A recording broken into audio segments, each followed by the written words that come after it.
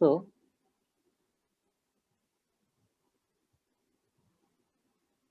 basic mathematics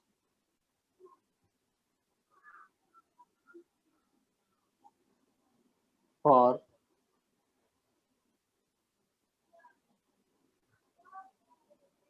elementary physics। आप जो class 11-12 में फिजिक्स करते हैं वो एलिमेंट्री फिजिक्स ही है, ठीक है। दो कहा जाता है यह डिफिकल्ट है।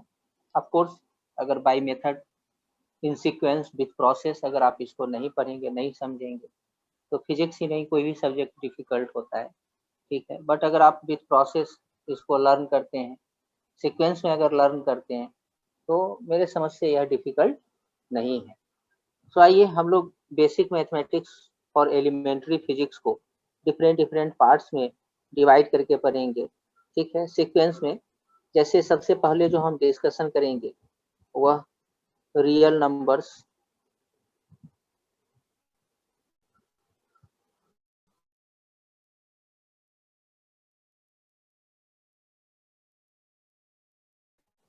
एंड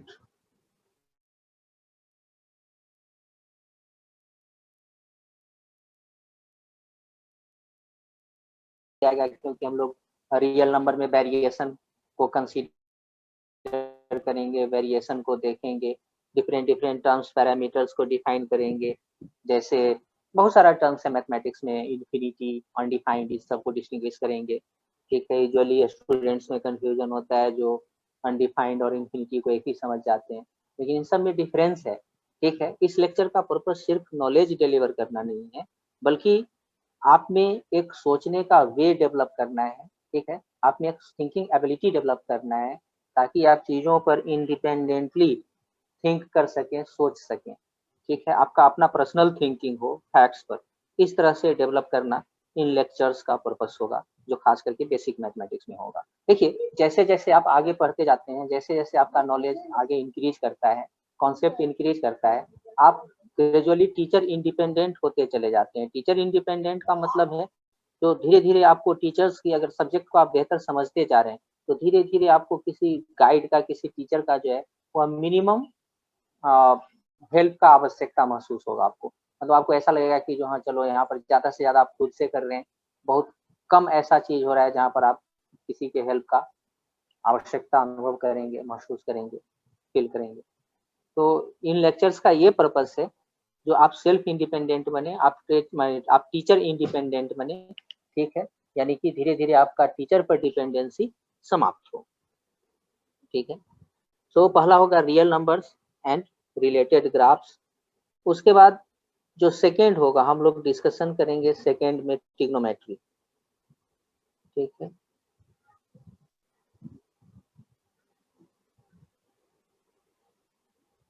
ये थोड़ा ज्यादा डिटेल होगा, ठीक है।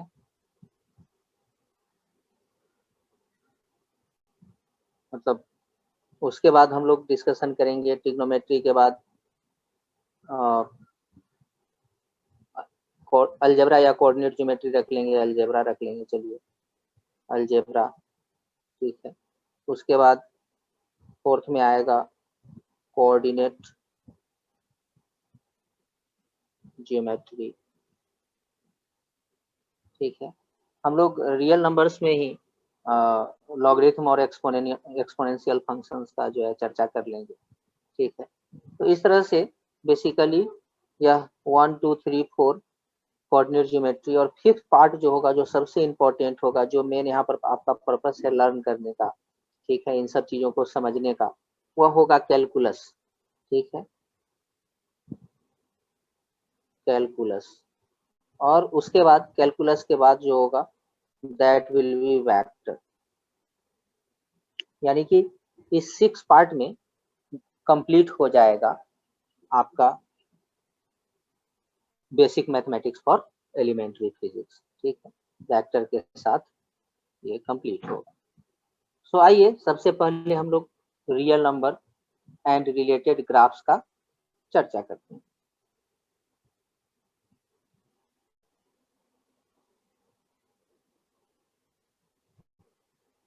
Real number.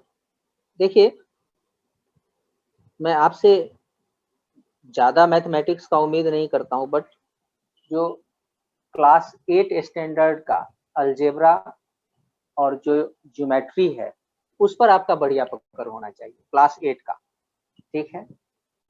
अगर 9th-10th लेवल तक मैथमेटिक्स आप अच्छा जानते हैं, देन इट्स टू गुड, तब तो फिर कहीं कोई प्रॉब्लम नहीं होगा। आप तेज़ी से चीज़ों को कैच करेंगे, समझेंगे, ठीक है? आइए हम लोग देखते हैं रियल नंबर के बारे में, ठीक है?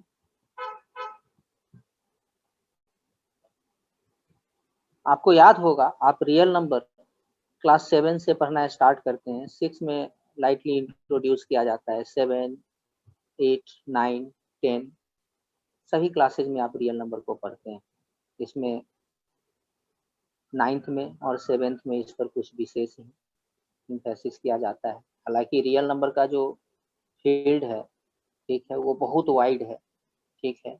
लेकिन आप चिंतित नहीं होइए, आपको बहुत कम बताया जाएगा, जितना ज़रूरत है उतना ही बताया जाएगा।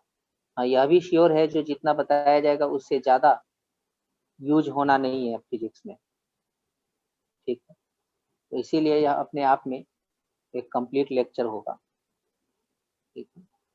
जैसे यह एक हॉरिज़ॉन्टल लाइन ड्रॉ किया गया, ठीक है? जिसको 2 ज़ीरो के अबाउट 2 इक्वल पार्ट में डिवाइड किया गया, ऐसा समझ सकते हैं। हालाँकि ये इनफाइनाइट लेंथ का लाइन है, तो इसका मिड पॉइंट यानी कि ये सब जो है वह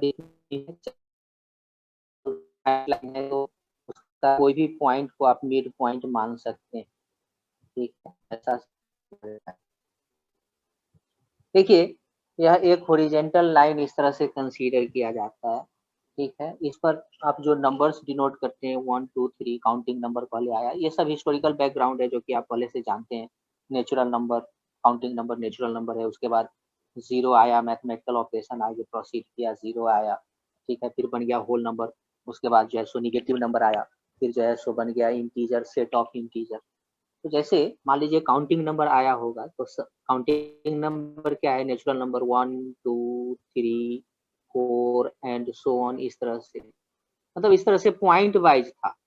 इसके बीच में क्या था? इसके बीच में गैप था, देखिए ना, गैप था, इस 1 और 2 के बीच में गैप है ना, 2 और 3 के बीच में गैप है। लेकिन जैसे जैसे मैथमेटिक्स का फील्ड बढ़ता गया, ये जो गैप जो है ना वो फील्ड होता चला गया या ऑक्युपाइड होता चला गया।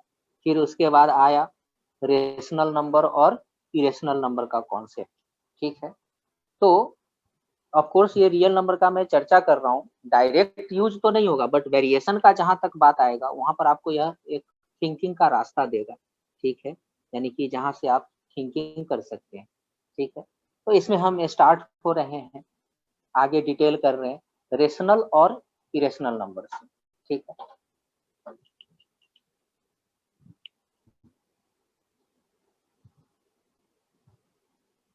रेशनल नंबर, देखिए, जो सेकेंडरी स्कूल में जो आप पढ़ते हैं, क्लास मिडिल क्लास या फिर हाई स्कूल में जो आप पढ़ते हैं, ठीक है, बिफोर क्लास 10 और अप टू 10, उसमें रेशनल नंबर का खास करके इंडिया में जो आप पढ़ते हैं, मतलब इंडियन एजुकेशनल सिस्टम में जो आप पढ़ते हैं, रेशनल नंबर का डेफिनेशन वो क्या होता है? तो होता है अ नंबर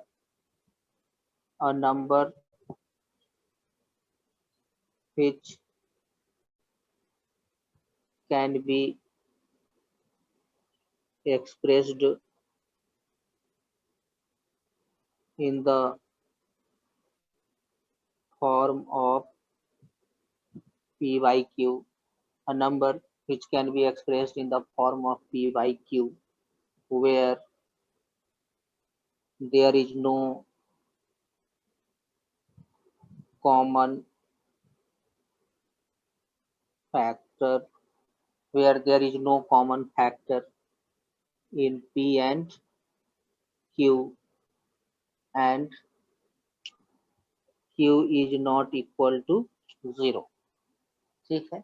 ये रेशनल नंबर का डिफिनीशन होता है।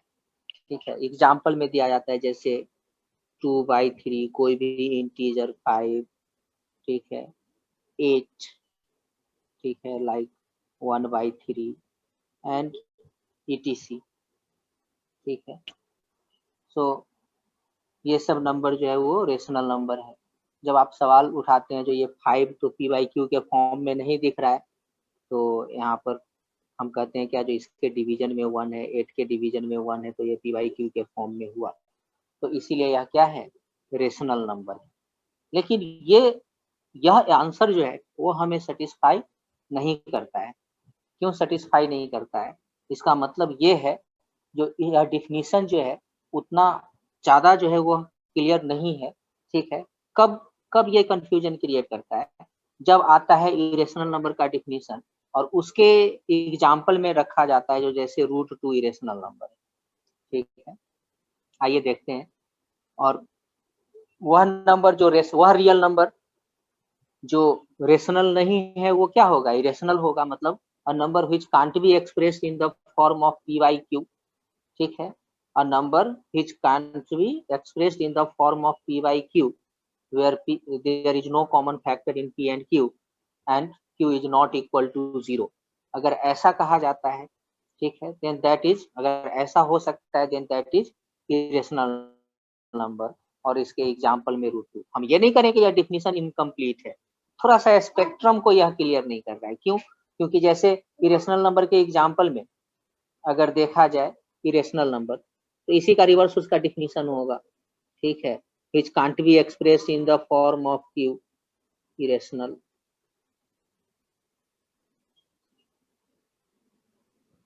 number।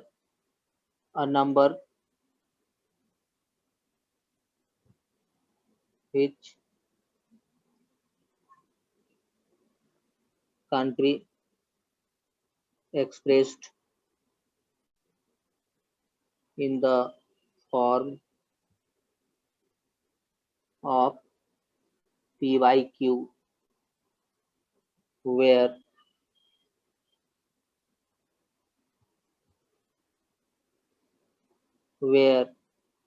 there is no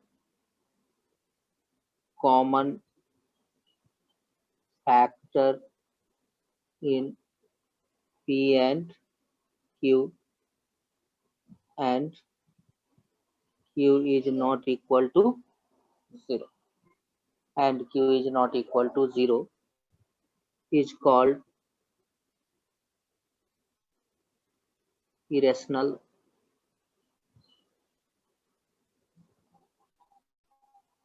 number, ठीक है। फॉर एग्जाम्पल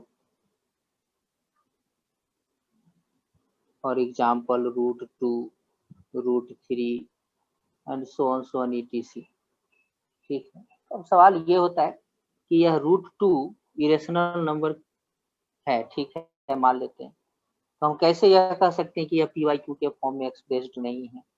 क्या इसके डिवीजन में जैसे 2 के 2/1 था, 3/1 था, यह सब रेशनल नंबर है, ठीक है, हर इंटीजर रेशनल नंबर है। तो क्या यहाँ पर √2 के डिवीजन में 1 नहीं है, √3 के डिवीजन में 1 नहीं है? तो ऑफ कोर्स है, इसके भी डिवीजन में 1 है। तो फिर ये क्यों नहीं हुआ p/q के फॉर्म में? तो इसका मतलब ये डिफिनीशन रॉन्ग है क्या? तो नहीं, बिल्कुल नहीं, यह डिफिनीशन 100% करेक्ट है। यहाँ पर कॉन्सेप्ट को थोड़ा और क्लियर करने की जरूरत है, ठीक है, स्पेक्ट्रम थोड़ा और क्लियर होना चाहिए। तो इसीलिए ये तो आपका जो अंडर 10 जो एग्जाम्पल आप माने डिफिनीशन पढ़ते हैं, ठीक है, वो था। इनफैक्ट अब इसको आपको कैसे समझना है? तो रेशनल नंबर को समझने के लिए और इरेशनल नंबर को समझने के लिए आपको ध्यान से यह डिफिनीशन देखना होगा। रेशनल नंबर का डिफिनीशन, रेशनल नंबर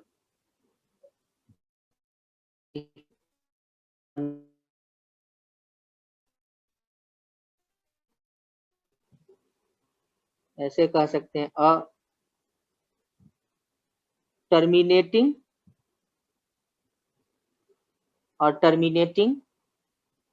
और non-terminating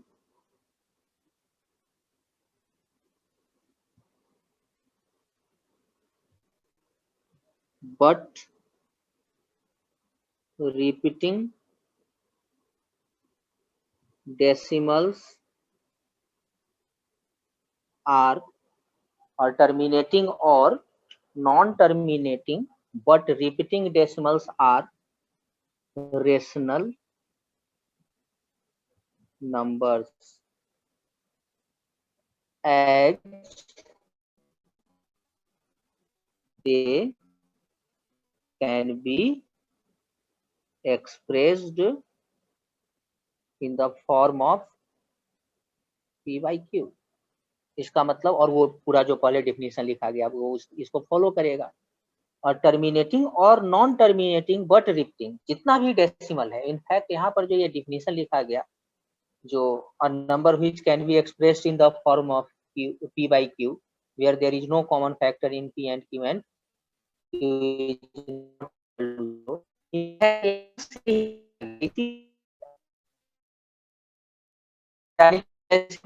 एग्जाम्पल यहाँ पर इनफैक्ट प्रॉब्लम कहाँ पर है, यहाँ पर रेशनल नंबर का जो हम एग्जाम्पल लिखते हैं उस एग्जाम्पल में प्रॉब्लम। रेशनल नंबर का डिफिनीशन पी बाई क्यू के फॉर्म में एक्सप्रेस्ड हो, ठीक है, और उसके बाद ये जो एग्जाम्पल लिखते हैं, एग्जाम्पल में ऐसे नहीं लिखना है, ठीक है। एग्जाम्पल में क्या लिखा जाना चाहिए, तो एग्जाम्पल में लिखा जाना चाहिए एज 2.3, ठीक है, 2.3, 5.97, 2.3333 and so on, means 2.3 पर रेकरिंग, ठीक है, etc। अगर ऐसा नंबर है तो इसको आप p बाई क्यू के फॉर्म में लिख सकते हैं। अगर ये नंबर है तो आप इसको p बाई क्यू के फॉर्म में लिख सकते हैं।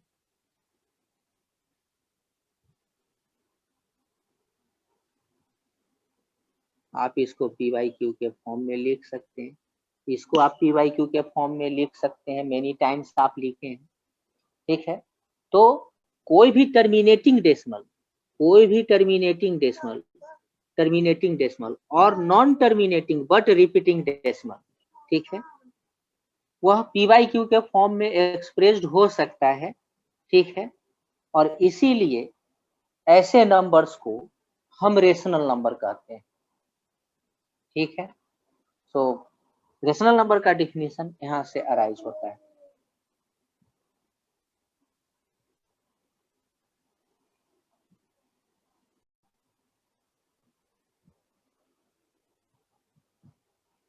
ठीक है, तो इस तरह से इसको आप पी वाई क्यू के फॉर्म में, इस तरह का जो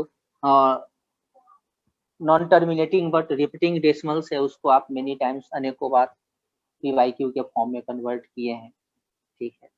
तो आप इसको समझ सकते हैं, जो all these are can be converted in the form, all these may be converted in the form of P Y Q, ठीक है। वहीं पर इरेशनल नंबर की अगर हम बात करें, ठीक है, तो ऑल मतलब इरेशनल नंबर को एक्चुअली इस तरह से डिफाइन करना चाहिए, irrational number, so all non-terminating and non-repeating numbers, decimals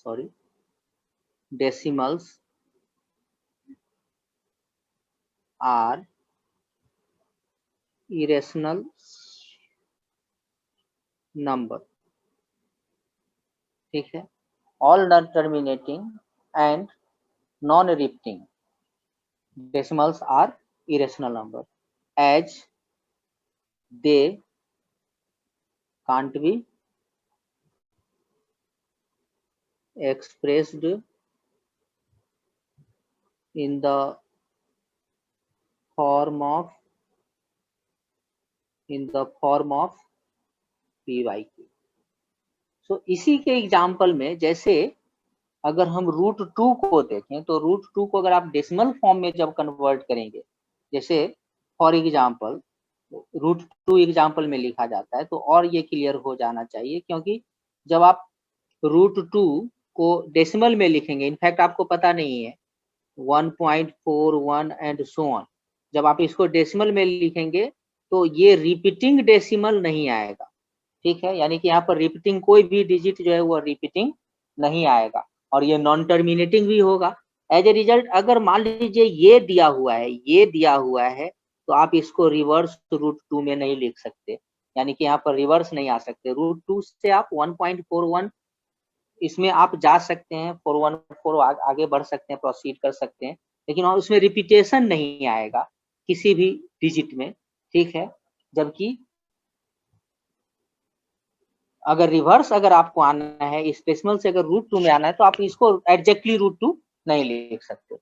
तो इसीलिए ऐसा नंबर जो है वह इरेशनल नंबर, यानी कि जो भी √2 है, √3 है, ऐसा जो परफेक्ट स्क्वायर रूट नहीं है, कुछ क्यूब रूट जो होता है जैसे क्यूब √3, ये सब जो होगा ये सब इरेशनल नंबर होगा, यानी कि इसको आप पी वाई क्यू के फॉर्म में एक्सप्रेस नहीं कर सकते। इसका सेंस ये है कि अगर ये नंबर डेसिमल के फॉर्म में अगर आपको दिया हुआ हो, तो आप ये नहीं पता कर सकते कि यह क्यूब √3 ही है।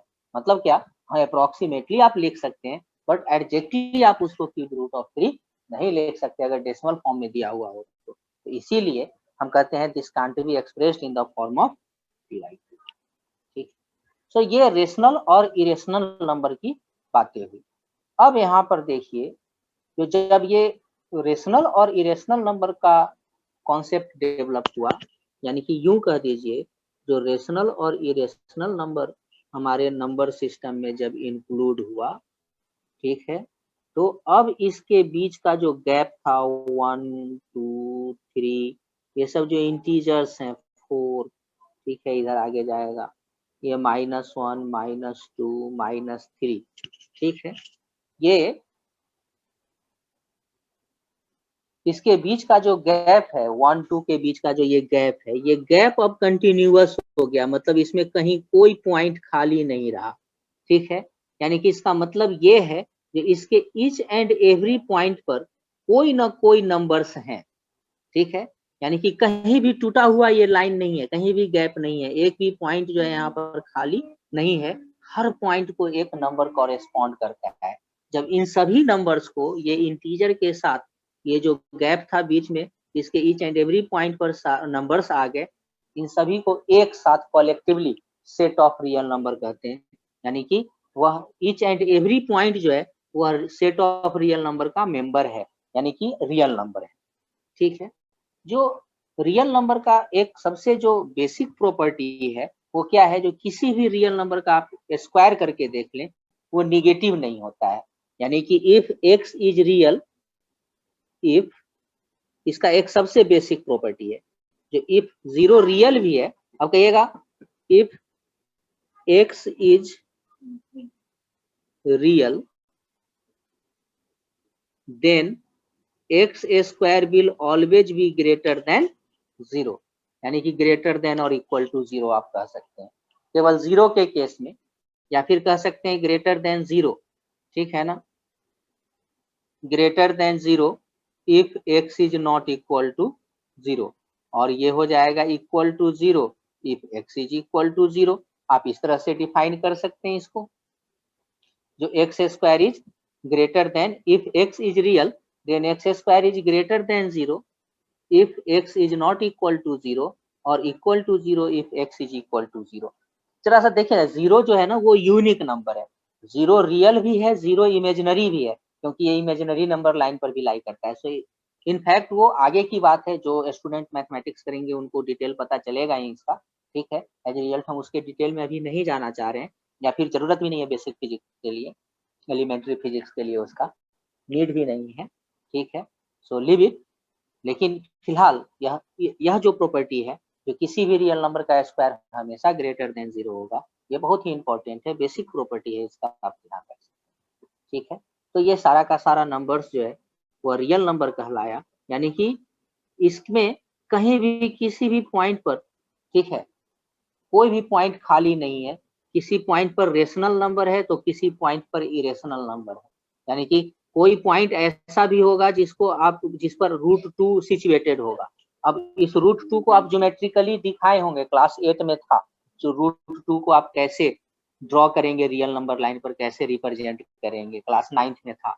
तो कैसे आप √2 को रियल नंबर लाइन में शो करेंगे। तो ये वो सब्जेक्ट मैटर है जो ज्योमेट्रिकली आप कैसे शो करेंगे, वो उसका है वो, ठीक है। अभी फिलहाल यहाँ पर नीड नहीं है। या फिर हाँ, ऑफ कोर्स, माने एस्टिमेशन से आपको रिप्रेजेंट करने आना चाहिए √2 रियल नंबर लाइन पर। जैसे मान लीजिए √2 का वैल्यू 1.414 ऐसे करके होता है, तो एक आइडिया लग जाता है, अच्छा ये 1 और 1.5 के बीच में होगा, जिसमें 1.5 के ज्यादा नजदीक होगा। जैसे मान लीजिए कहीं ग्राफ आप ड्रॉ कर रहे हैं, ठीक है, और वहां पर √2 आपको दिखाना है, और √2 का वैल्यू कितना होता है, 1.414 ऐसे होता है। तो आपके पास ये स्किल होना चाहिए, जो ये 0 है, ये 1 है, ये 2 है, यहाँ पर होगा 1.5। तो आप कहेंगे क्या, जो ये हम 1.5 नहीं दिखाएंगे, लेकिन एक आइडिया ले लेंगे जो यहाँ पर इसके 1.5 के नजदीक होगा ये। बस ऐसे ग्राफ पर हम दिखा देंगे एस्टिमेशन से। हम अब हमें ज्योमेट्री करने का चांस नहीं मिलेगा प्रॉब्लम सॉल्व करते हुए या ग्राफ ड्रॉ करते हुए। तो हम यहाँ पर ऐसे इस तरह से √2 दिखा देंगे, ठीक है।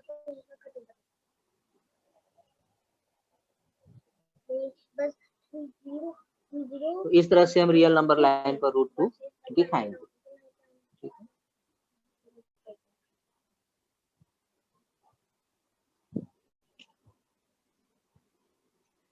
सो अब यहाँ पर अब हम लोग धीरे धीरे अब इसके माने डेप्थ में चलेंगे, ठीक है। यानी किस तरह से आप √2 दिखा दिए, इस तरह से जैसे मान लीजिए 2/3 है, तो एक एस्टिमेशन से, हालांकि आप कंस्ट्रक्शन में क्लास 10th में जो कंस्ट्रक्शन रहा होगा, ज्योमेट्री रहा होगा, जो कैसे आप 2/3 को रियल नंबर लाइन पर दिखाएंगे, तो उसके लिए अलग अलग तरीके से ऐसे ऐसे कट करके आप ऐसे इंटरसेक्ट करते हैं, इसको ऐसे ड्रॉ करते हैं, ये हो जाता है। यानी कि ये यूनिट लाइन ड्रॉ किए, इसको 3 इक्वल पार्ट में डिवाइड कर दिए, तो ये हो गया 2/3 ऐसे। या फिर ये ज्योमेट्री जो मैं आपको याद दिला रहा हूँ, सिर्फ जो एक ज्योमेट्रिकल कंस्ट्रक्शन जो आप क्लास 10th में करते हैं या फिर 9th में जो भी है, ठीक है, उसमें यह 2 यूनिट का लाइन ड्रॉ किया और इस तरह से इसको आर्क लेकर के इक्वल इक्वल पार्ट में डिवाइड कर दिए, तो ये हो गया 2/3 2/3, 3 इक्वल पार्ट में बट गया। तो ठीक है, उसी तरह से √2 को भी शो करने का मेथड है। जो √2 को कैसे आप शो करते हैं, तो हम क्या करते हैं, ये 1 यूनिट ले लेते हैं, 0 से, यहाँ पर 0 है, इस पर 1 यूनिट, और यहाँ पर एक परपेंडिकुलर लाइन 1 यूनिट 90 डिग्री का एंगल बनाते हुए 1 यूनिट ड्रॉ कर लेते हैं। तो ऑब्वियसली पाइथागोरस थ्योरम से जो ये लाइन होगा, इस लाइन का लेंथ कितना होगा, √2 होगा। अब इसी लाइन के मेजरमेंट से, मतलब इतना ही बड़ा लेंथ लेकर के रियल नंबर पर दिखा देते हैं, यही √2 हो जाता है। ये तो ज्योमेट्रिकल मेथड है, मैं आपको याद दिलाया। यानी कि जो बच्चे, जो स्टूडेंट क्लास 10th में इसको पढ़ करके आए होंगे, 9th 10th में पढ़े ही होंगे, ईच एंड एवरी स्टूडेंट, ठीक है। तो आपको याद आ गया होगा इस तरह से √2 को रियल नंबर लाइन पर शो किया जाता है। सो ओवरऑल कंक्लूजन ये है, जो इस रियल नंबर लाइन पर कोई भी पॉइंट जो है वो खाली नहीं है, वैकेंट नहीं है, ठीक है। दो ये बहुत सिंपल है, देखिए आप स्कूल में पढ़ते हैं, इसको आप 9th 10th में पढ़ते हैं, 7 8 में पढ़ते हैं, 7 8 क्लासेज में, 9 10th क्लास में पढ़ते हैं, लेकिन वहां पर इस लेवल पर आप अपने थिंकिंग को नहीं ले जाते हैं, ठीक है। जिस लेवल पर थिंकिंग को, आपके थिंकिंग को मेरा ले जाना पर्पस है, ठीक है। तो आइए अब हम लोग देखते हैं यहाँ पर, चूंकि वेरिएशन जो भी होगा वो रियल नंबर से ही आपको समझना होगा, ठीक है। इसको आप देखिए, क्योंकि फिजिक्स क्या है, physics is the mathematics of variation, in fact science of variation, ठीक है। यानी कि आपको वेरिएशन पर पकड़ है, अगर एक फंक्शन पर थोड़ा बहुत पकड़ है, अगर एक वेरिएबल के रिस्पेक्ट में दूसरा वेरिएबल कैसे चेंज कर रहा है, अगर इस बात को आप समझ पा रहे हैं, तो आप फिजिक्स को बहुत ही बेहतर समझ पाएंगे, ठीक है। और आपका आपका थिंकिंग भी जनरेट होगा उसमें, इसमें कहीं से कोई कंफ्यूजन नहीं।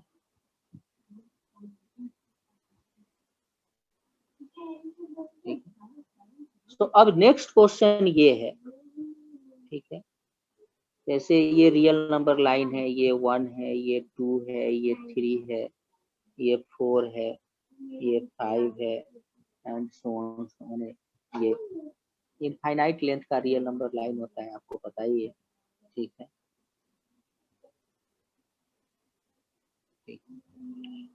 देखिए यहाँ पर हम दो टर्म को क्लियर कर दें। यूजुअली जो बच्चे समझते हैं जो इन्फिनिटी और अनडिफाइंड एक ही टर्म है, तो नहीं, इन्फिनिटी और अनडिफाइंड सेम टर्म नहीं है।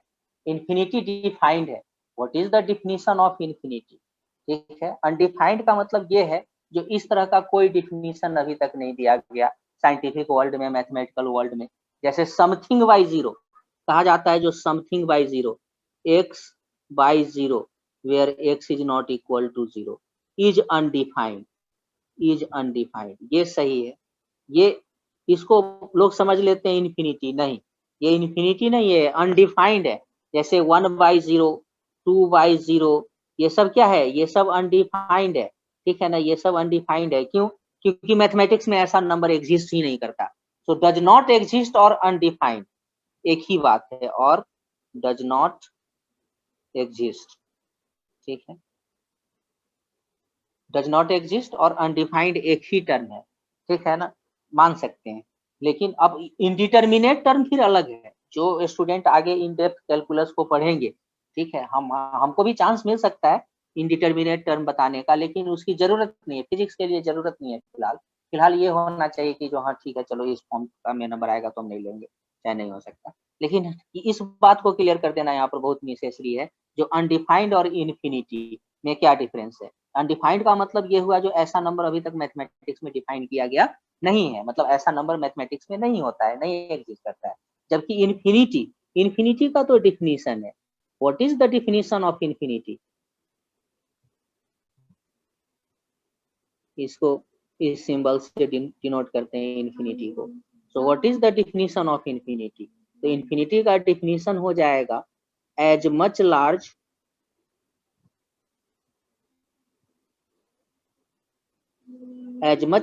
as you can think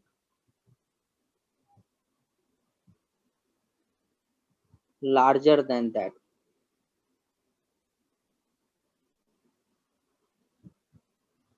Larger than that.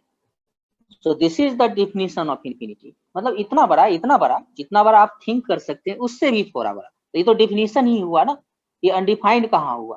ठीक है, तो फिर इन्फिनिटी आता कैसे है? आएंगे फ्रैक्शन में, आएंगे आगे हम लोग देखेंगे। ठीक है, जो कैसे ये होता है, कहाँ ये होता है, कब होता है। हम प्लस इन्फिनिटी से माइनस इन्फिनिटी जंप करते हैं। प्लस इन्फिनिटी का क्या मतलब है, माइनस इन्फिनिटी का क्या मतलब है? तो प्लस इन्फिनिटी ऑफ कोर्स इधर होगा, यानी कि राइट साइड होगा। ठीक है, इधर होगा प्लस इन्फिनिटी। ठीक है ना, इन्फिनिटी को हम एडजेक्ट, इन्फिनिटी एडजेक्ट नंबर नहीं है, इसको रियल नंबर लाइन पर हम ऐसे, जैसे 3 एक पॉइंट को कॉरेस्पॉन्ड कर रहा है, एक यूनिक पॉइंट को कॉरेस्पॉन्ड कर रहा है, 3 2 एक यूनिक पॉइंट को कॉरेस्पॉन्ड कर रहा है, उस तरह से इन्फिनिटी कोई रियल नंबर लाइन पर कोई भी यूनिक पॉइंट को यह कॉरेस्पॉन्ड नहीं करेगा। इसीलिए यहाँ तक लोग कहते हैं जो इन्फिनिटी क्या है, रियल नहीं है, जो कि वास्तविक है। ठीक है, so infinity is not a real number.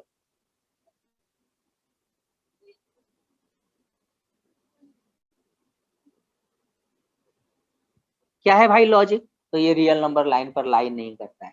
अरे रियल, जैसे ही हम इसको दिखाने का कोशिश करेंगे, यहाँ पर दिखाने का कोशिश कर रहे हैं जो इन्फिनिटी इस पॉइंट पर है, तो आप तो थिंक कर लिए ना, तो लार्जर देन दैट मतलब इसके और आगे होगा। फिर आप थिंक कर लिए तो उसके और आगे होगा, मतलब as much large as you can think larger than that.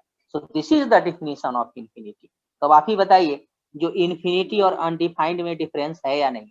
तो इन्फिनिटी और अनडिफाइंड में डिफरेंस है, और इस फैक्ट को आपको बहुत माने यूजुअली एक ही समझ लेते हैं आप, बट इसको आपको डिस्टिंग्विश करना होगा हर हाल में, अलग अलग समझना पड़ेगा कि इन्फिनिटी और अनडिफाइंड अलग अलग। ठीक,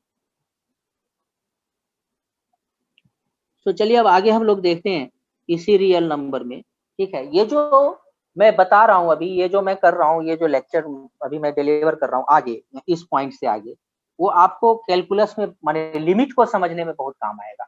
और अगर आप लिमिट समझ रहे हैं ठीक है, लिमिट का प्रॉब्लम नहीं करना है, डिफिकल्ट प्रॉब्लम नहीं करना है। आईआईटी के लिए जो प्रॉब्लम आता है लिमिट का वो नहीं करना, वो मैथमेटिक्स में करना है। लेकिन मतलब ये एक्स्ट्रा ऑर्डिनरी, इवन मैं ये कह रहा हूँ जो बच्चे मैथमेटिक्स परस्यू करेंगे उनको मैथमेटिक्स में एक्स्ट्रा ऑर्डिनरी अंडरस्टैंडिंग देगा ये, खास करके लिमिट वगैरह का, या फिर ऑफ कोर्स एक way of thinking sure generate करेगा। ये भले ही आपको अभी लेक्चर चल रहा है तो ये सिंपल लग रहा हो, है भी सिंपल है, ठीक है, ऑफ कोर्स सिंपल है और सिंपल बनाने का कोशिश किया जा रहा है। मतलब ये अपने घरेलू भाषा में, अपने मतलब नेटिव लैंग्वेज में इसको रिप्रेजेंट करने का कोशिश किया जा रहा है, ठीक है। तो इस बात का आप ध्यान रखिए। होता क्या है, जो यही सब छोटी छोटी बातें स्टूडेंट्स समझते नहीं, बच्चे समझते नहीं, तो फिर उन्हें प्रॉब्लम होता है, जो मतलब मेन एक्सट्रीम को समझने में, ठीक है। यानी कि ये जो है आपका लिटरेचर ही तैयार करेगा, मतलब आगे का जो है लिटरेचर ये डेवलप करेगा आपका। और जब तक आप लिटरेचर नहीं जानेंगे तब तक आप नए प्रॉब्लम को खुद से सॉल्व नहीं कर सकते। आपके पास कॉन्सेप्ट रहेगा, लिटरेचर रहेगा, तो ही आप क्वेश्चन पढ़ के समझ पाएंगे जो ये कहना क्या चाह रहा है, क्यों कहना चाह रहा है। तो ये आप में कहीं ना कहीं थिंकिंग का जो है वह एबिलिटी प्रोड्यूस करेगा। जरा सोचिए, ये सब जो मैं अभी तक बताया ये आप पहले से भी जानते हैं, देखे हैं। जरा सा इमेजिन कीजिए, जो अगर आपको यह टास्क दिया जाए, जो 2 का जस्ट नेबरहुड, 2 का नंबर 2 का just immediate neighbour, immediate neighbour का मतलब समझ रहे हैं, जैसे ये घर है आपका, तो ये जस्ट यहाँ पर बहुत सारे लोगों का, आपका नेबरहुड में बहुत सारे लोग होंगे, जैसे मान लीजिए दिस वन इज यू, ठीक है, इधर भी होगा कुछ बिल्डिंग, इधर भी होगा, ठीक है ना। सो ए बी ऐसे, ठीक है, इधर सी का घर है, इधर डी है, ठीक है। तो अगर आपसे पूछा जाए जो आपका इमीडिएट नेबर कौन है, तो क्या आप बताएंगे जो आपका इमीडिएट नेबर बी है, आपका इमीडिएट नेबर डी है? नहीं, आपका इमीडिएट नेबर कौन है? तो आपका इमीडिएट नेबर जो है वह ए है, आपका इमीडिएट नेबर जो है वह सी है। यानी कि जस्ट एडजेसेंट टू यू, मतलब just adjacent to you is just your immediate neighbour, ठीक है। तो उसी तरह से अगर किसी रियल नंबर का, जैसे 2 एक रेशनल नंबर है, ठीक है, अगर इस रेशनल नंबर का कोई इमीडिएट नेबर आपको बताने के लिए कहा जाए, इमीडिएट नेबर कहने का मतलब क्या, जो जस्ट ग्रेटर देन 2, यानी कि 2 के जस्ट राइट साइड का नंबर आपको बताया जाए, तो बताने के लिए कहा जाए, तो जरूर आप ट्राई करेंगे कि हम लिख देते हैं 2.1, ठीक है, ऐसा। तो 2.1 लिख दिए। अब आप खुद से ऑब्जर्व कीजिए, जो 2 माने आपको यहाँ पर खुद से समझना है, अपने से समझना है। जो 2 के इमीडिएट नेबर को आपको लिखना है, तो सबसे पहले आपने 2 के इमीडिएट नेबर को लोकेट करने का आपने ट्राई करा, तो आपने लिखा 2.1। फिर आप देखेंगे तो अरे 2 और 2.1 के बीच तो इनफाइनाइट रियल नंबर लाई कर जाएगा, इसके बीच कितना पॉइंट्स है भाई, तो इनफाइनाइट रियल नंबर इसके बीच लाई कर रहा है, ठीक है। तो फिर और थोड़ा आप ट्राई करेंगे, आप कहेंगे क्या, जो अब हम लिखते हैं 2.01, ऑफ कोर्स ये 2.1 के रिस्पेक्ट में 2.01 2 से ज्यादा नजदीक जरूर है, मतलब ये नंबर 2 के ज्यादा नजदीक जरूर है इसके रिस्पेक्ट में, ये थोड़ा ज्यादा दूर है, ये उसके ज्यादा नजदीक है। तो आप कहेंगे ठीक है, 2 के आप ज्यादा नजदीक तो जरूर आ गए, लेकिन क्या आप इसको as a immediate neighbour of 2 justify कर पाएंगे क्या? तो नहीं, इसको आप इमीडिएट नेबर ऑफ 2 जस्टिफाई नहीं कर पाएंगे, क्योंकि आपको याद आएगा जो अरे यह डेसिमल के बाद एक जीरो और इंक्रीज कर दें तब तो ये और नजदीक आ जाएगा 2 के। फिर आप कहेंगे शायद ये इमीडिएट नेबर हो, लेकिन फिर आप ध्यान से इसको देखेंगे तो कहेंगे नहीं, यह 2 के बाद एक और जीरो एक्स्ट्रा कर देते तो और ये 2 के नजदीक होगा, ठीक है। इसी तरह से अब आप जरूर थिंक कर सकते हैं, जो 2.000, ठीक है, और लास्ट में जाकर के कब 1 आएगा, ठीक है। यानी कि आप इस 2.000 और इस तरह से आप लिखने का इसको प्रयास करेंगे, यानी कि हर हाल में आप 2 के इमीडिएट नेबर को, ठीक है, राइट साइड का जो 2 का इमीडिएट नेबर है उसको लोकेट करने का प्रयास करेंगे। तो आप एग्जैक्टली लोकेट, मतलब ठीक है वो रियल नंबर लाइन पर है, लोकेटेड है ऑलरेडी, लेकिन अगर आप इसको मतलब डेसिमल के फॉर्म में लिखने का प्रयास करेंगे तो आप एग्जैक्टली उसको नहीं लिख सकते हैं। कुछ इसी तरह का स्टोरी नहीं हो गया क्या, जैसा कि इरेशनल नंबर में होता था। तो ऑफ कोर्स किसी भी नंबर का जो इमीडिएट नेबरहुड है, इमीडिएट नेबर जो है वो इरेशनल है, हम उसको पीवाईक्यू के फॉर्म में नहीं लिख सकते, ऑफ कोर्स नॉट। ठीक है, नहीं लिख सकते, बिल्कुल नहीं लिख सकते। जैसे वन, इसी यही स्टोरी वन के साथ ही बनेगा। अब जैसे मान लीजिए इस टू के लेफ्ट साइड का हम कहें, जो लेफ्ट साइड का इमीडिएट नेबर बताइए, तो आप क्या कहेंगे, 1.9 लिख देते हैं, ये इमीडिएट नेबर हो जाएगा। फिर आपको याद आएगा जो नहीं, एक 9 और रख देते हैं तो टू के और नजदीक होगा, इधर की ओर जाएगा। ठीक है, और एक 9 रख देते हैं तो इधर की ओर जाएगा और नजदीक आ जाएगा। एक और 9 रख देंगे तो और, यानी कि इस तरह से यह 1.999 ऐसा होता चला जाएगा। ठीक है, यह 2 पर अप्रोच करेगा, लेकिन ठीक है, फिर भी कितना भी 9 आप रखते चले जाएं, फिर भी वह 2 का इमीडिएट नेबर नहीं बनेगा। यानी कि इसका मतलब ये हो गया, तो ये क्या होगा, लेस देन 2 होगा ना, मतलब ये 2 का इमीडिएट नेबर नहीं बन पाएगा। यह ठीक है, इमीडिएट नेबर बनने के लिए जाएगा, ये भागा जाएगा 2 के पास, ये 2 से हमेशा लेस रहेगा। ठीक है, लेकिन हम इस फॉर्म में, इवन डेसिमल के फॉर्म में भी हम किसी नंबर के इमीडिएट नेबर को नहीं लिख सकते, जस्ट उसके नेबरहुड को नहीं लिख सकते। 2 के जस्ट लेफ्ट साइड, 2 के जस्ट राइट साइड के नंबर को हम डेसिमल के फॉर्म में नहीं लिख सकते। ठीक है, इवन डेसिमल के भी फॉर्म में नहीं लिख सकते। चलिए, इरेशनल नंबर को तो हम डेसिमल के भी फॉर्म में लिख देते हैं, लेकिन इसको इवन डेसिमल के भी फॉर्म में नहीं लिख सकते, यह फैक्ट है। ठीक है, तो आखिर हमारे पास यह नेबरहुड को, यानी कि इमीडिएट, जैसे 3 का इमीडिएट नेबर है, उसको रिप्रेजेंट करने का हमारे पास क्या मेथड है, कैसे हम उसको रिप्रेजेंट करते हैं। तो उसको रिप्रेजेंट करने के लिए मेथड डेवलप किया गया, जिसको हम लिमिट के टर्म में लिखते हैं। ठीक है,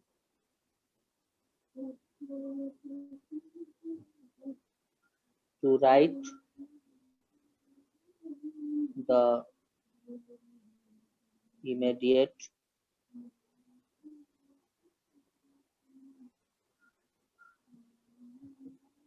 neighbor of a real number। ठीक है, तो किसी रियल नंबर के इमीडिएट नेबर को आप कैसे लिखेंगे, उसके लिखने के लिए हमारे मैथमेटिशियन जो है वह एक मेथड डेवलप किए, जिसको लिमिट बोला जाता है। ठीक,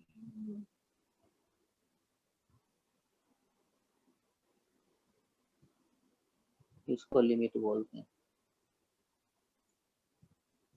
ठीक है, जैसे मान लीजिए 2 का इमीडिएट नेबर वो हमें बोलना है। ठीक है, तो हम क्या, यहाँ पर एक नंबर ले लेंगे। ठीक है, इसका वैल्यू होगा x, इसको हम लिख देंगे 2 + x, और लिखेंगे लिमिट x टेंस टू 0। ठीक है, लिमिट x टेंस टू 0 और 2 + x।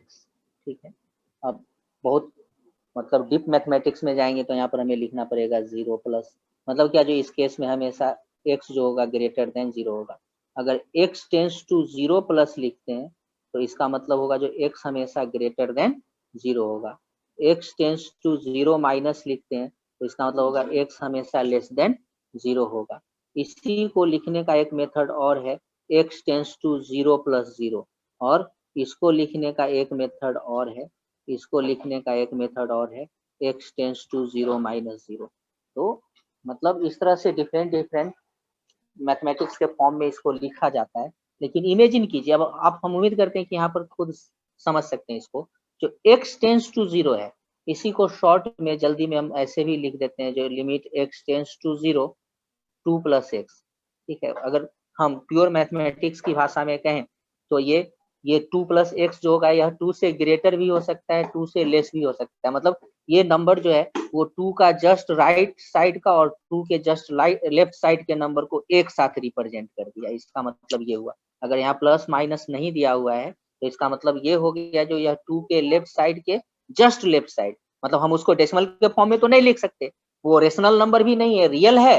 2 का जस्ट लेफ्ट साइड का नंबर, 2 के जस्ट राइट साइड का नंबर रियल नंबर है, बट रेशनल नहीं है।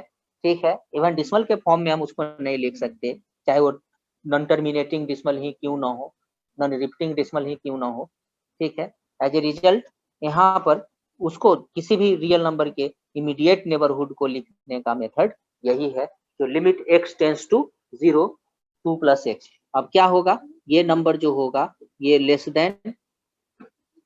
देन 2 भी हो सकता है, ये ग्रेटर देन 2 भी हो सकता है। लेस देन 2 कब होगा, जब x जो होगा ये 0 पर लेफ्ट साइड से टेंड कर रहा होगा, यानी कि x लेस देन 0 है तो यह, और ये टेंड कर रहा है 0 पर, मतलब इसका मतलब ये हुआ, यह लिखने का मतलब ये हुआ, जो ये जो x जो लिए है ना वो 0 के जितना नजदीक होगा, ये 2 प्लस एक्स 2 के उतना नजदीक होगा। फॉर एग्जाम्पल जैसे x का वैल्यू यहाँ पर हम देख लीजिए, अगर x का वैल्यू हम 0.1 ले लें तो 2 प्लस एक्स कितना हो जाएगा, 2.1 हो जाएगा। उसी तरह से x का वैल्यू अगर 0.01 ले लें, देखिए ना 0.1 कहाँ रहा होगा, 0.1 यहाँ पर रहा होगा। उसी तरह से 0.01 कहाँ होगा, तो 0.01 यहाँ पर हो जाएगा। तो जब x चल दिया है राइट साइड से 0 के तरफ, तो 2 प्लस एक्स चल दिया है राइट साइड से किधर की तरफ, तो 2 के तरफ, ठीक है। इमेजिन कीजिए, बहुत ही सिंपल थिंकिंग है बट बहुत ही इंपॉर्टेंट है, ठीक है, बहुत ही इसमें डेप्थ है, इसको आप समझने का कोशिश कीजिए। एक बार अगर ये इस चीज को आप समझ गए, एक बार अगर यहाँ पर थिंकिंग आपका डेवलप हो गया, तो उसके बाद कोई भी वेरिएशन आपके लिए डिफिकल्ट नहीं रहेगा, उसको आप आसानी से समझ सकते हैं। उसी तरह से x सपोज कीजिए x इज इक्वल टू 0.001 हो गया, एक 0 के और नजदीक आया, ठीक है। तो अब यह 2 प्लस एक्स क्या हो जाएगा, यह 2 के 2.001 यानी कि 2 के और नजदीक आएगा। तो x tends to 0, x tends to 0 का मतलब ये हुआ, जो x is a number which is just right और just left of 0। तो जब x just right side of 0 होगा तो 2 plus x just right side of 2 होगा, ठीक है। उसी तरह से x जब just left side 0 होगा तो 2 प्लस एक्स भी क्या होगा, just left side of 2 होगा। इसका मतलब ये हुआ, इसका मीनिंग ये हुआ, ठीक है। यानी कि किसी भी रियल नंबर के इमीडिएट नेबरहुड को रिप्रेजेंट करने के लिए हम ये करते हैं, इस तरह से करते हैं, ठीक है। तो जैसे फ्रैक्शन के केस में, मतलब इस बात को अगर आप समझ रहे हैं तो इसका हेल्प आपको कैलकुलस पढ़ते हुए लिमिट में भी बहुत मिलेगा। और जब हम ग्राफ, बहुत सारा ग्राफ डिस्कशन करेंगे, खास करके जो एसिम्प्टोटिक ग्राफ होगा जिसमें एसिम्प्टोट होगा, या फिर जो है सो टेंडिंग टू 0 वाला स्टोरी आएगा, जैसे मान करके चलिए रेक्टेंगुलर हाइपरबोला है, या लॉगरिथमिक फंक्शन होगा, या एक्सपोनेंशियल फंक्शन होगा। तो इन सब का ग्राफ का जो आगे हम डिस्कशन करेंगे, तो उसमें यह टेंस टू 0। अब आप कहेंगे यहाँ पर टेंस टू 0 आपने क्यों इंट्रोड्यूस किया, तो ये सिंपल है, इसमें ये कोई जरूरी नहीं जो ये परचेज है कैलकुलस का वहीं पर हम इसको देखेंगे, बिल्कुल नहीं। ये रियल एनालिसिस का पार्ट है, ये रियल नंबर में आप इसको देखते हैं, रियल नंबर में आप इसको समझते हैं, ठीक है।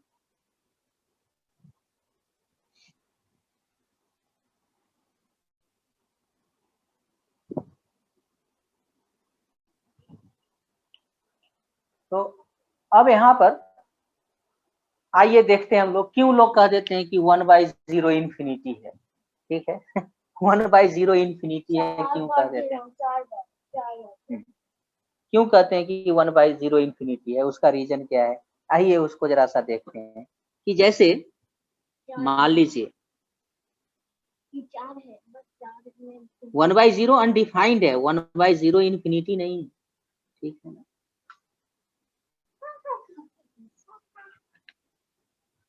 जैसे सपोज कीजिए हम ऐसा लेते हैं कि 1.x ले लेते हैं, 1.x, ठीक है, माने सॉरी 1/x, 1.x नहीं सॉरी 1/x हम लेते हैं। और इसमें अब x का वैल्यू माने ये 1 से लेकर के 0 के तरफ ले चलते हैं। जैसे मान लीजिए x इक्वल टू 1 ले लें, तो 1/x कितना हो जाएगा, 1 हो जाएगा। x इज इक्वल टू, मतलब यहाँ पर y equal to 1/x function ले लिए, ठीक है। यही आपको रेक्टेंगुलर हाइपरबोला का भी ग्राफ दे देगा। फिलहाल अभी हम आगे ग्राफ का चर्चा करेंगे, लेकिन यहाँ पर देखिए जो x इज इक्वल टू, अगर सपोज कीजिए यहाँ पर हम 0.5 ले लें, ठीक है, तो ये 1/0.5 इज इक्वल टू कितना हो जाएगा, 2 हो जाएगा। उसी तरह से अगर हम x इज इक्वल टू 0.1 ले लें तो ये कितना हो जाएगा 1/0.1 इज इक्वल टू कितना हो जाएगा 10। x इज इक्वल टू 0.01 ले लें तो यह कितना हो जाएगा 1/0.01 इज इक्वल टू 100। उसके बाद x इज इक्वल टू 0.001 ले लें तो यह कितना हो जाएगा 1.001 इज इक्वल टू 1000। जरा ध्यान दीजिए ना, x जो है ये x है, x किधर की ओर जा रहा है, जरा सा x का मतलब देखिए, x का डेस्टिनेशन किसके तरफ है, x का रास्ता किधर जा रहा है, तो x जा रहा माने x जा रहा है 0 के तरफ, ठीक है ना। तो 1/x किसके तरफ जा रहा है, देखिए 1/x जो है वो इधर की ओर भाग रहा है, मतलब 1 हो गया, 2 हो गया, 10 हो गया, 100 हो गया, 1000 हो गया। इसी तरह से x और सपोज कीजिए 0 के नजदीक को 0.0001 हो जाए तो 1/x अब आप ही देखिए कितना हो जाएगा 10⁴ हो जाएगा ना। यानी कि इस तरह से 1/0 मतलब अब कहिएगा क्या जो x तब तो 0 हो जाएगा, नहीं तब तो वो अनडिफाइंड हो जाएगा। अगर x 0 हुआ तो x माने ये फंक्शन ही अनडिफाइंड हो जाएगा, 1/x अनडिफाइंड हो जाएगा। मतलब यह इक्वेशन ये फंक्शन तभी तक होल्ड करेगा जब तक x 0 के इक्वल नहीं है। तो ठीक है ना, x 0 के इक्वल नहीं है लेकिन x जो है वह 0 के जस्ट राइट साइड वाला तो हो सकता है। x 0 के इक्वल नहीं है लेकिन 0 के right side, just right side वाला नंबर होने में x को कोई हर्ज नहीं है, वो तो उसका राइट है, वो बन सकता है। मतलब 0 का जस्ट राइट साइड का वैल्यू ले सकता है x। जरा इमेजिन कीजिए जो अभी भी ये 0 से काफी दूर है, ठीक है ना, या x का जो वैल्यू है x इज इक्वल टू 0.0001 जो वैल्यू है वो अभी भी 0 के राइट साइड है और 0 से काफी दूर है। यानी कि इस नंबर और 0 के बीच इनफाइनाइट रियल नंबर एग्जिस्ट कर जाएगा, करेगा ना, इनफाइनाइट रियल नंबर एग्जिस्ट कर जाएगा। तो इसका मतलब ये है कि जब इतना ज्यादा दूर है आप 0 से, x का वैल्यू इतना ज्यादा डिस्टेंट है 0 से, तब 1/x का वैल्यू आया 10⁴ और जरा सा एक मतलब 1/10 और नजदीक जाकर के देखिए, यानी कि x इज इक्वल टू 0.00001 अगर हो जाए तो 1/x कितना हो जाएगा 10⁵, 1 लाख हो जाएगा। देखिए ना कितना तेजी से यह फास्टली इंक्रीज कर रहा है, ये इंक्रीज कर रहा है वैल्यू y का, 1/x का, 1/x का मतलब y का, क्योंकि ये y, इसको हम 1/x का नाम y रखे हैं तो y के इक्वल है ये, ठीक है। तो यह 10⁵ हो गया। तो इमेजिन कीजिए, अब सिर्फ आप इसको इमेजिन ही कर सकते हैं, जो x जो है वह 0 के इतना नजदीक हो, ठीक है ना, x 0 के इतना नजदीक हो जितना नजदीक आप थिंक कर सकते हैं उससे भी थोड़ा नजदीक हो। मतलब क्या, तो ये जो डिफिनीशन आप बोल रहे हैं, जो जितना 0 के हम जितना नजदीक थिंक कर सकते हैं उससे भी थोड़ा नजदीक हो, यानी कि इसका मतलब आप किस नंबर के बारे में बोलना चाह रहे हैं, आप 0 के जस्ट इमीडिएट राइट साइड के नंबर के बारे में बोलना चाह रहे हैं। यानी कि x जब 0 के मतलब x जो है वह 0 के जितना नजदीक होगा 1/x जो होगा वह उतना ही लार्ज होगा। यानी कि x will be as much nearer by माने as much near as you can think nearer than that to 0, then 1/x will be as much large as you can think larger than that। यानी कि x अगर 0 के इतना नजदीक हो जाए, जितना नजदीक हम सोच सकते हैं उससे भी थोड़ा नजदीक हो जाए, तो उस केस में 1/x क्या होगा, इतना लार्ज होगा जितना लार्ज हम थिंक कर सकते हैं उससे भी थोड़ा लार्ज होगा, मतलब इन्फिनिटी होगा। मतलब क्या, जो इन्फिनिटी तो कोई रियल नंबर है नहीं जिसको कि हम x is equal to infinity लिख दें, ठीक है। एज ए रिजल्ट इक्वलिटी तो एडजेक्ट नंबर में लगता है सिर्फ, जिसको हम एडजेक्टली रिप्रेजेंट कर सकते हैं, यानी कि x इक्वल टू 2 लिख सकते हैं, ठीक है ना, लेकिन x इक्वल टू इन्फिनिटी नहीं लिखते हैं। लेकिन लूज मैथमेटिक्स में चलता है, x इक्वल टू इन्फिनिटी भी लिख देते हैं, बट इनफैक्ट स्ट्रिक्ट रिप्रेजेंटेशन में क्या होगा, x टेंडिंग टू इन्फिनिटी ऐसा होगा, but not equal to 0, but not equal to infinity. Infinity के साथ इक्वलिटी हम नहीं लगाते हैं, बट लूज मैथमेटिक्स में इक्वलिटी भी लगाते हैं, ठीक है। मतलब वो बिगड़ा हुआ भाषा है मैथमेटिक्स का, आप ये कह सकते हैं कि x equal to infinity mathematics का बिगड़ा हुआ भाषा है, ठीक है ना, जैसे नहीं होता है बोलते बोलते अपने भाषा को लोग बिगाड़ लेता है, उस तरह से बिगड़ा हुआ भाषा है x equal to infinity, but in fact है क्या, x टेंस टू इंफिनिटी। ठीक है, तो इसका मतलब ये हुआ, जो हम इमेजिन कर सकते हैं कि x tends to 0 then 1/x tends to infinity, यानी कि लेकिन x टेंस टू 0 किधर से, राइट साइड से, यानी कि x को हमेशा टेंस टू 0 होगा बट हमेशा ग्रेटर देन 0 रहना पड़ेगा। यानी कि आप कहेंगे क्या, इसी बात को कैसे लिखेंगे मैथमेटिक्स में, limit x tends to 0 plus more strictly, ठीक है, then 1/x tends to infinity, मतलब ये इंफिनिटी होता है। इसी को लोग शायद बोलते हैं, आप बोल देते हैं जो 1/0 हो गया तो ये इंफिनिटी हो गया, ये बिल्कुल गलत है। ठीक है, ये अनडिफाइंड है, LHS undefined, RHS defined, infinity is defined. ठीक है, तो इस बात को आपको ध्यान देना। ठीक है ना, जब जैसे ही x 0 के इक्वल होगा ये तो फिर अनडिफाइंड हो जाएगा, इंफिनिटी कहाँ से रहेगा, इंफिनिटी ये तब तक रहेगा कि as much large as you can think larger than that, तब तक रहेगा जब तक x is as much nearer to x as we can think nearer than that.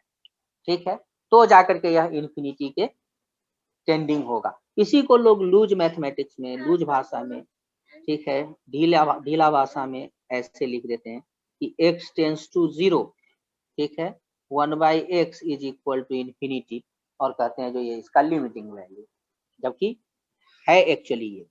ठीक है, तो ऑब्वियस सी बात है, जो भाषा अगर बिगड़ेगा तो अंडरस्टैंडिंग भी बिगड़ेगा, थोड़ा सा तो डिफॉर्म हो ही जाएगा। ठीक है, परचर्ब्ड हो ही जाएगा। ठीक है ना, तो इसीलिए हम रिप्रेजेंटेशन पर स्ट्रिक्ट आप जितना रहेंगे, सब्जेक्ट का अंडरस्टैंडिंग आपका उतना बढ़िया होगा। हम लोग लूज हो जाते हैं, हम भी मान लेते हैं, बोल देते हैं अच्छा चलो ऐसे लिख दिया, चलो चलेगा, कोई दिक्कत नहीं। नहीं, आपको लिटरेचर में काफी स्ट्रिक्ट रहना है। आप जितना शुद्ध शुद्ध बोलेंगे, जितना शुद्ध शुद्ध लिखेंगे, उतना शुद्ध शुद्ध आप समझेंगे भी, मतलब इसमें कहीं से कोई कंफ्यूजन नहीं।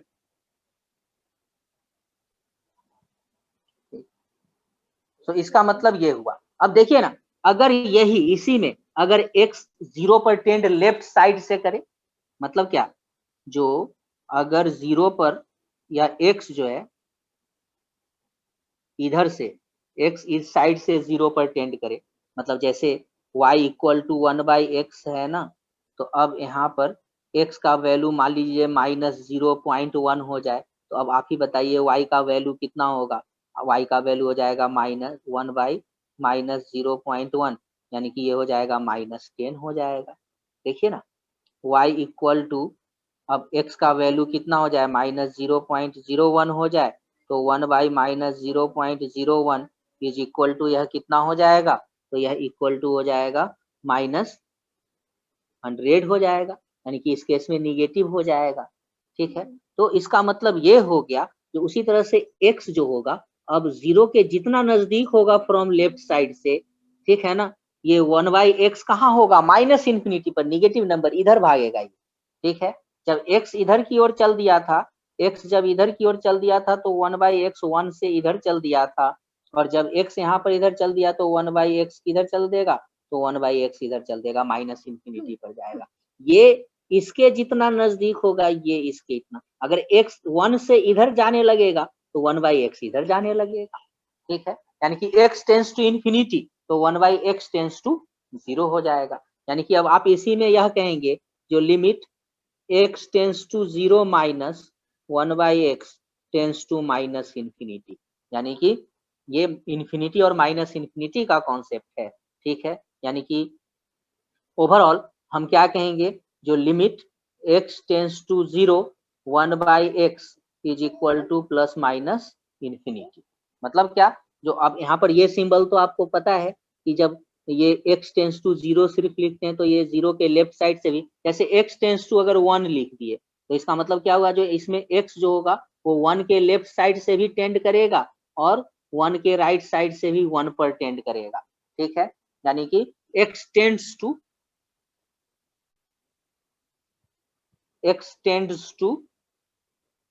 1, यहाँ पर इसका मतलब ये है x टेंड्स टू 1।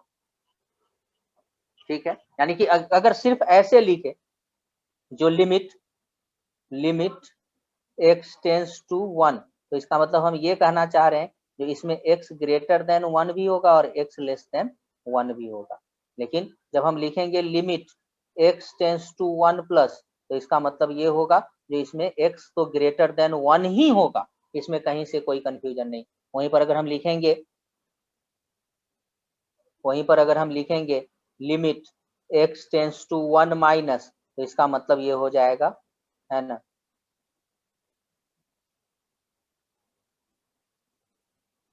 इसका मतलब होगा x is always less than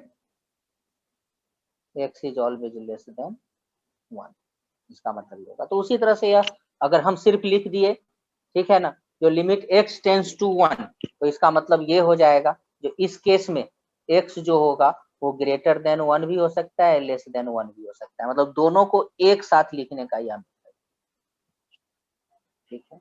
तो इस बात को आप, इस सिंबल को जितना ही स्ट्रिक्टली आप होल्ड करेंगे, ठीक है, उतना ही जो है वो आप क्लियरली फैक्ट्स को समझ पाएंगे, या आगे जो थ्योरी में, फिजिक्स में थ्योरी में बोला जाएगा उसको आप समझ पाएंगे, उतना ही वाइडली आप समझ पाएंगे। सो आपको पता है, आप अनजाने में इस चीज का डिस्कशन करते हुए आप अनजाने में y माने एक्स वाई इक्वल टू 1 का ग्राफ ड्रॉ कर दिए, ठीक है। सो ग्राफ, इसको आप, इसी को हम ट्रेस कर दें अगर ग्राफ के फॉर्म में, यहाँ पर जो आप डिस्कशन किए इसको अगर आप ग्राफ के फॉर्म में ट्रेस कर दें, ठीक है, तो वह आ जाएगा रेक्टेंगुलर हाइपर, इसको रेक्टेंगुलर हाइपरबोला बोलेंगे, यानी कि ये रेक्टेंगुलर हाइपरबोला बनेगा। यानी कि अब इसका चर्चा जो है हम आगे नेक्स्ट क्लास में करेंगे, ठीक है। सो लेक्चर 1 में इतना ही, ठीक है। अगर आपको यह लेक्चर इफेक्टिव लगे, अगर आपको यह लेक्चर अच्छा लगे, तो इसको लाइक जरूर कीजिएगा, इसको शेयर जरूर कीजिएगा।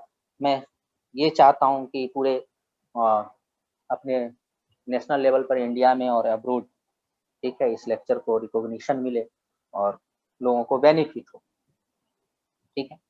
तो थैंक यू ऑल।